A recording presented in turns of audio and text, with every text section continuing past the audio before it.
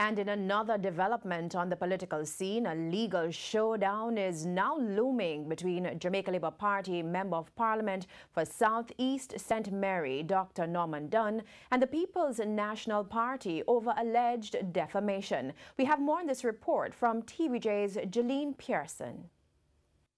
Dr. Dunn filed a lawsuit in the Supreme Court on a Friday accusing PNP General Secretary Julian Robinson and former MP Damien Crawford of defaming his character. The lawsuit stemmed from an incident in Epsom District, St. Mary last year, in which it was alleged that the MP engineered the installation of unauthorized street lights in the community during the run-up to the hotly contested by-election. Dr. Dunn argues that the claims by officials of the PNP that he had engaged in an illegal act and should be investigated by the police defamed him.